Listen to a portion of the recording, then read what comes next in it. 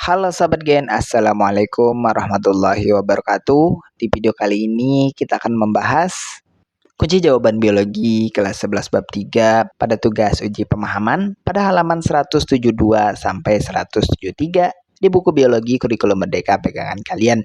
Jadi, ayo kita bahas bersama mengenai soal atau perintah yang ada di tugas kali ini, Gen. Tapi sebelum lanjut, jangan lupa untuk subscribe ya, Gen, agar dengan sukses media lebih semangat lagi nemenin kalian nugasnya. Sudah, kuy kita lanjut. Bagian kita masuk pada soal pertama berikut ini. Perhatikan soal yang ada ini. Seorang atlet berolahraga beberapa jam untuk melatih ototnya. Darah dengan kadar karbon dioksida yang paling rendah terdapat dalam pembuluh darah titik-titik. Bagian jawaban yang benar untuk pertanyaan tersebut adalah pada vena pulmonalis. Vena pulmonalis adalah pembuluh darah yang membawa darah yang kaya oksigen dan rendah karbon dioksida dari paru-paru ke atrium kiri jantung. Setelah darah melewati paru-paru, karbon dioksida dilepaskan dan oksigen diambil, sehingga darah yang mengalir melalui vena pulmonalis memiliki kadar karbon dioksida yang sangat rendah. Adapun untuk opsi lain, pembahasannya sedikit sebagai berikut, Gen. Vena cava membawa darah kaya CO2 dari tubuh ke jantung. Jadi ini udah jelas salah.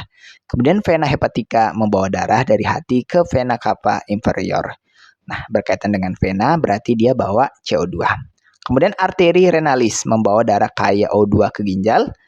Dan arteri secara umum membawa darah kaya oksigen, tetapi tidak secara langsung terlibat dalam pertukaran CO2 seperti yang terjadi pada vena pulmonalis.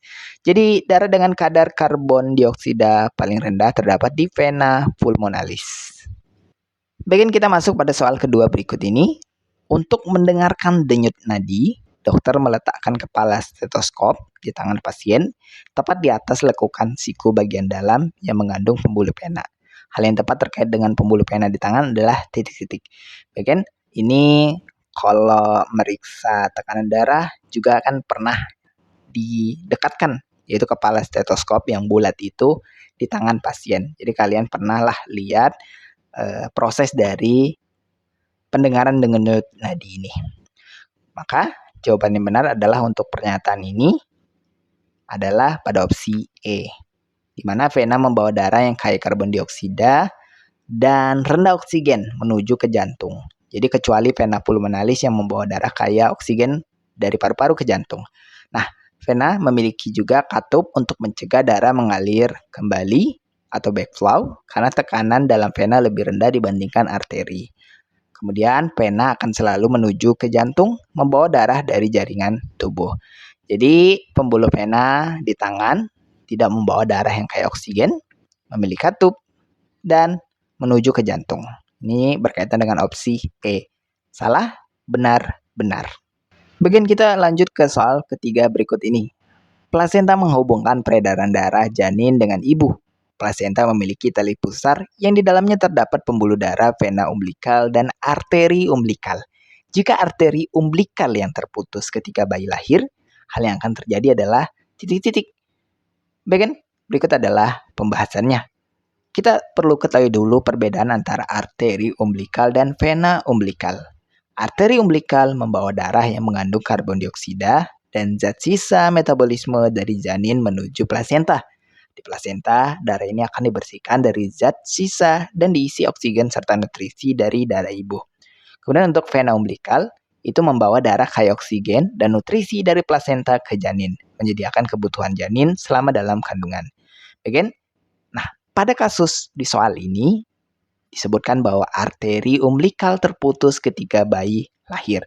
Nah, kita fokus pada pemahaman tentang arteri umbilikal yang putus, bukan tali pusarnya yang putus. Walaupun ya setelah bayi lahir tentu tali pusarnya akan nanti dipotong ya atau diputuskan.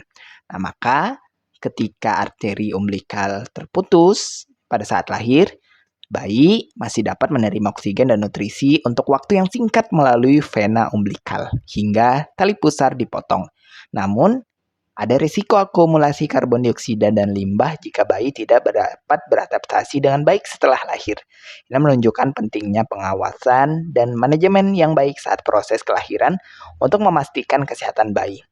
Jadi perlu dipahami lagi, selama proses kelahiran dan setelah arteri umbilikal terputus, bayi tetap menerima pasokan oksigen dan nutrisi dari vena umbilikal yang terhubung hingga tali pusar dipotong atau bayi keluar ya dari tubuh induknya dan tali pusar dapat dipotong. Bagian kita masuk pada soal keempat berikut ini. Perhatikan soal yang ada ini. Seorang ibu diperkirakan memiliki darah sebanyak 5.000 ml. Jika setiap 50 ml darah di arteri mengandung 10 cc oksigen dan setiap 50 ml darah di vena mengandung 6 cc oksigen, banyaknya oksigen yang dipakai oleh tubuh sekali beredar adalah titik-titik. Bagian berikut adalah penyelesaiannya. Kita tulis dulu hal yang diketahui supaya memudahkan kita pengerjaan nantinya. Volume darah ibu diketahui adalah 5.000 ml. Oksigen dalam darah arteri adalah 10 cc per 50 ml darah. Oksigen dalam darah vena adalah 6 cc per 50 ml darah. Nah, kita kembali fokuskan yang ditanyakan tadi adalah terkait dengan banyaknya oksigen yang dipakai oleh tubuh sekali beredar. Sama dengan berapa cc. Kan? Berikut adalah perhitungannya. Pertama, kita hitung dulu selisih oksigen per 50 ml darah. Nah, oksigen yang dipakai sama dengan oksigen arteri dikurang oksigen vena. Maka diketahui oksigen yang dipakai adalah 10 cc dikurang 6 cc sama dengan 4 cc. Nah, kemudian untuk kedua, kita bisa hitung berapa banyak 50 ml dalam 5.000 ml. Nah, ini dengan rumus dibagi aja. 5.000 dibagi 50 sama dengan 100. Nah, bisa kita hitung total oksigen yang digunakan dengan persamaan sebagai berikut. Total oksigen yang digunakan sama dengan oksigen yang dipakai per 50 ml dikali jumlah 50 ml. Maka total oksigen yang digunakan adalah 4 cc dikali 100 sama dengan 400 cc. Jadi kesimpulannya, banyaknya oksigen yang dipakai oleh tubuh sekali beredar adalah 400 cc. Bagian kita masuk pada soal kelima berikut ini sebagai soal terakhir kita di sesi tugas kali ini. Perhatikan pernyataan terkait mekanisme peredaran darah berikut, yang mana ada 6 pernyataan yang dapat kalian baca. Tahapan yang tidak termasuk dalam mekanisme peredaran darah sistemik ditunjukkan oleh nomor titik-titik. Bagian kita langsung saja bahas bahwa pernyataan yang tidak termasuk adalah pada opsi D, yaitu 3 dan 6. Nah, pernyataan 3. Darah kaya CO2 menuju ke paru-paru. Ini merupakan bagian dari sirkulasi pulmonalis, di mana darah yang mengandung karbon dioksida dari tubuh dibawa ke paru-paru untuk dioksigenasi atau ditukar dengan oksigen. Jadi ini tidak termasuk dalam mekanisme peredaran darah sistemik. Kemudian pernyataan ke-6, darah kaya O2 dibawa oleh vena pulmonalis. Nah, vena pulmonalis membawa darah yang sudah teroksigenasi dari paru-paru kembali ke jantung. Ini juga merupakan bagian dari sirkulasi pulmonalis, bukan sistemik. Oleh karena itu, ini juga tidak termasuk dalam mekanisme peredaran darah sistemik. Jadi kesimpulannya, tahapan yang tidak termasuk dalam mekanisme peredaran darah sistemik adalah 3 dan 6. Itu pada opsi D. Nah, kan itulah pembahasan sekilas kita untuk kunci jawaban biologi kelas 11 bab 3 pada sisi tugas uji pemahaman pada halaman 172 sampai 173 di buku pegangan biologi kurikulum merdeka. Terima kasih karena telah menonton video ini sampai habis, Gen. Jika dirasa video kali ini bermanfaat, jangan lupa untuk like dan subscribe ya, Gen. Sampai jumpa di video berikutnya dan wassalamualaikum warahmatullahi wabarakatuh.